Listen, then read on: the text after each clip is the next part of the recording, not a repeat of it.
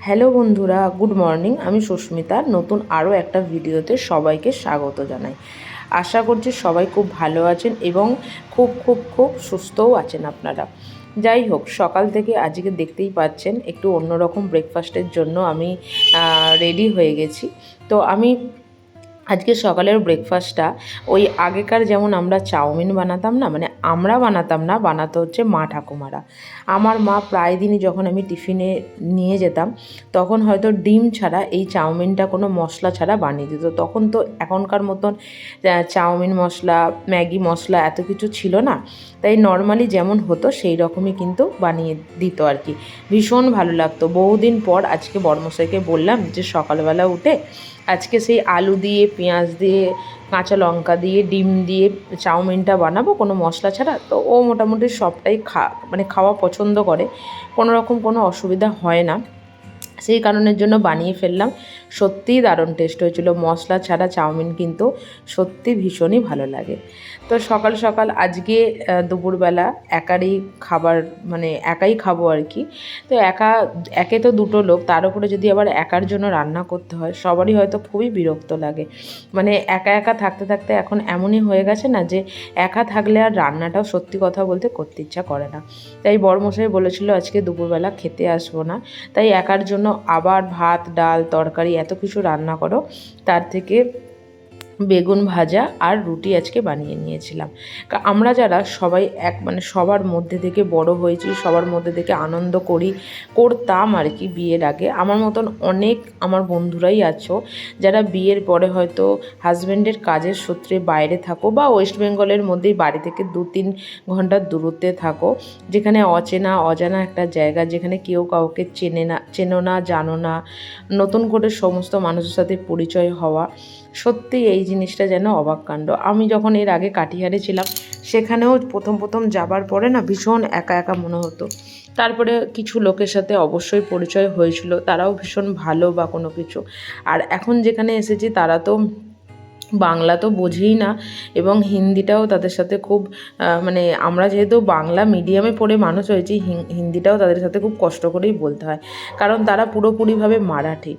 এই হচ্ছে একটা ব্যাপার। যদিও খুবই ভালো, আমি যে রেন্টের বাড়িতে থাকি সেই রেন্টের বাড়ির যে নিজের আঙ্কেল আন্টি সত্যি ভীষণ ভালো, যে হেল্প করা বা হয়তো নিচে গেলে দেখা হওয়া, কথা বলা, সমস্তটাই কিন্তু খুব ভালোই থাকে। তো যাই হোক, দেখুন আপনাদের সাথে কথা বলতে বলতে এদিকে আমার বেগুন ভাজাটাও মানে হচ্ছে, আর ওদিকে আমার কিন্তু রুটিটাও করে নিচ্ছি। তার কারণ আটা মেখেই রেখেছি, শুধু শুধু সেই ভাত করতে গেলে ডাল করতে হবে, তার সাথে আবার একটা কিছু তরকারি, কিছু একটা ভাজা বা এরকম নানান রকমের যার যেটা ভালো লাগে আর কি। তো সেই জন্য আর করিনি। এদিকে বেগুনটাও ভাজা হয়ে গেছে, আর ওদিকে আমি মোটামুটি রুটিটাও করে নিয়েছি। তো চলুন, দুপুরের লাঞ্চটা আজকে রুটি আর বেগুন ভাজা দিয়েই হোক। মাঝে মাঝে এখন শীতকাল যেহেতু না, ভাত খেতে যেন আর ইচ্ছা করে না, মনে হয় যে দুপুরবেলা রুটি হলে, রুটি খেলেই হয়তো ভালো হয়।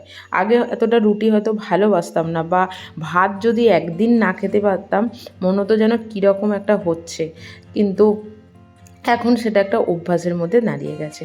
তো আমাদের যে সমস্ত জিনিসগুলো শখের জিনিসপত্রই বলতে পারেন, কারণ দেখুন আমাদের সবার বাড়িতেই কিন্তু আগে কোনো দিনও গ্যাস ছিল না। আগে আমাদের সবার বাড়িতেই হয়তো কারোর বাড়িতে কাঠের উনান, কারোর বাড়িতে কয়লার দিয়ে যে উনান জ্বালানো হতো, সেই সব স্টোভ, এই সমস্ত কিছুই ছিল। গ্যাসটা কিন্তু আগে মানুষের খুব শখে হতো, কিন্তু এখন এমনই হয়ে গেছে মানুষ কিন্তু গ্যাস ছাড়া কিন্তু, মানে গ্যাসের ওভেন ছাড়া কিন্তু মানুষ সত্যি কথা একদম অচল। আমি তো ভীষণভাবে অচল। যাই হোক, তো এটা খুব শখ করে আমাদের এটা কেনা হয়েছে, তাই শখের জিনিসটাকে না পরিষ্কার পরিচ্ছন্ন করে না রাখলে হয় না। গ্যাস তো পরিষ্কার হয়ে যায়, কিন্তু এই যে ঘাঁজে ঘাঁজে যেখানটা হয়তো পরিষ্কার দেখা যাচ্ছে কিন্তু অনেক কিছুই এখানটা থাকে, তো সেখানটাই আজকে একটা ব্রাশ দিয়ে একটু পরিষ্কার পরিচ্ছন্ন করে নিলাম, কারণ ভেতরে ভেতরে হয়তো অনেক নোংরা সত্যি কথা বলতে জমেই থাকে। আর এই যে রান্না বান্না করলে কিছু কিছু ওই জায়গায় এরকম একটু লাল লাল মতন হয়ে থাকে এতে। তো যাই হোক, ব্রাশ দিয়ে পরিষ্কার করতে আজকে দেখলাম সেটা কিন্তু বেশ ভালো করেই কিন্তু পরিষ্কার হয়ে গেল। তোমরাও বাড়িতে ট্রাই করো। আমি একটু সাবান নিয়ে নিয়েছিলাম, লিকুইড সাবানই বলতে পারেন, জেলটা দিয়ে ব্রাশ দিয়ে একটু ভালো করে কোনা কোনা ঘষে দিয়েছি, দেখেছি ভীষণভাবে পরিষ্কারও হয়ে গেছে। এদিকে সমস্ত কাজকর্ম সেরে এখানে চলে এসেছিলাম জামা কাপড় ইস্ত্রি করতে। যদিও আজকে বেশি ছিল না, আমি এখন কি করি, রেগুলারের জামা কাপড় রেগুলারই ইস্ত্রি করে নিই, কারণ একটা দুটো করে থাকে, তো সেটা ইস্ত্রি করে নেওয়াটাই আমার মনে হয় খুব ভালো হয়। বেশ কিছুদিন আগে এমন হয়েছিল যে এত জামা কাপড় জমে গেছিলো, প্রায় 16-17টা জামা কাপড়। ইস্ত্রি করতেও যেমন বিরক্ত, সময়টাও আমাদের অনেকটাই চায়। সেই কারণের জন্য এখন একটা দুটো রেগুলার যা কাচা হয় সেটাকেই করে নেবার চেষ্টা করি। তোমরা কিভাবে তোমাদের কাজগুলো বাড়িতে গুছিয়ে নাও সেটা কিন্তু অবশ্যই কিন্তু কমেন্ট করে জানিও। তো আজকের ব্লগটা এখানেই শেষ করলাম। যদি কিছু ভালো লেগে থাকে অবশ্যই তোমরা লাইক করো, শেয়ার করো এবং চ্যানেলটি সাবস্ক্রাইব করো। সুস্থ থেকো, ভালো থেকো। দেখা হবে নতুন আরও একটা ভিডিওতে, আরও একটা দিনের সাথে। টাটা।